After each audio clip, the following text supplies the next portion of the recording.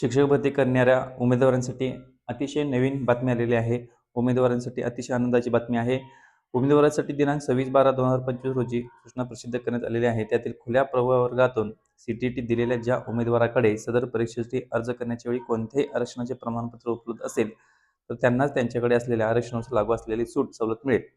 सदर परीक्षेसाठी अर्ज करण्याच्या वेळी आरक्षणाचे प्रमाणपत्र नसेल, तर त्यांना सूट सवलतीचा लाभ घेता येणार नाही. यामुळे काही उमेदवारांमध्ये संभ्रम निर्माण झाला आहे. त्याबाबत स्पष्ट करण्यात येते की शिक्षक पात्रता परीक्षा देण्यापूर्वी व परीक्षेच्या वेळी कोणत्याही आरक्षणाचे प्रमाणपत्र उपलब्ध असेल, तर त्यांना त्यांच्याकडे असलेल्या आरक्षणानुसार लागू असलेली गुणांची सूट सवलत मिळेल, याची उमेदवारांनी नोंद घ्यावी. त्यानंतर बघा, सर्वात महत्त्वाचं बघा, राज्यातील कोणत्याही आरक्षणाचा लाभ घ्यावायचा असल्यास उमेदवाराकडे राज्यात अधिवास असल्याबाबतचे अधिवास प्रमाणपत्र म्हणजेच डोमिसाइल सर्टिफिकेट असणे आवश्यक आहे. तथापि काही उमेदवाराकडे जातीचे दाखले आहेत, परंतु अधिवास प्रमाणपत्रे उपलब्ध नाहीत.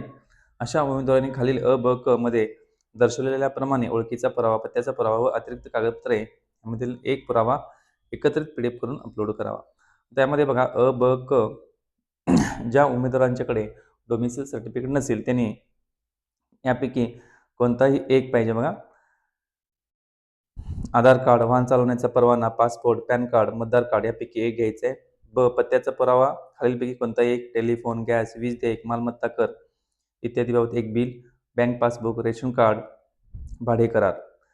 क, अतिरिक्त कागदपत्रे बघा, महाराष्ट्र राज्यात जन्म झाल्यावरचे जन्म प्रमाणपत्र, त्यानंतर शाळा सोडल्याचा दाखला आणि महाराष्ट्र राज्यातून उत्तीर्ण माध्यमिक शालांत प्रमाणपत्र. बघा, यापैकी अतिरिक्त कागदपत्र आपल्याला पाहिजे. ज्या उमेदवारांनी यापूर्वी अधिवास प्रमाणपत्र नाही म्हणून त्याप्रमाणे सोप प्रमाणपत्र पूर्ण केलेले असेल, मात्र त्यांच्याकडे वरील अ, ब, क मध्ये नमूद केलेल्या कागदपत्रांच्या यादीतील प्रत्येक एक पुरावा असेल, अशा उमेदवारांना त्यांचे सोप प्रमाणपत्र अनसर्टिफाय करून विगत पुरावा अपलोड करून सोप प्रमाणपत्र पुन्हा पूर्ण करता येईल, याची नोंद घ्यावी. मात्र कागदपत्रे पडताळणीच्या वेळी मूळ अधिवास प्रमाणपत्र सादर करणे बंधनकारक राहील.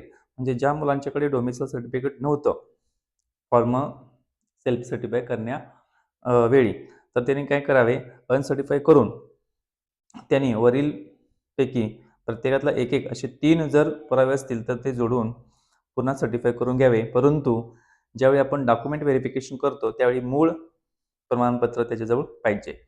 पोर्टलवर नोंदणी करण्यासाठी व नोंदणी केलेल्या उमेदवारांना प्रमाणपत्र प्रमाणित करण्यासाठी दिनांक 14/1/2026 पर्यंत मुदतवाढ राहील, याची संबंधित उमेदवारांनी नोंद घ्यावी.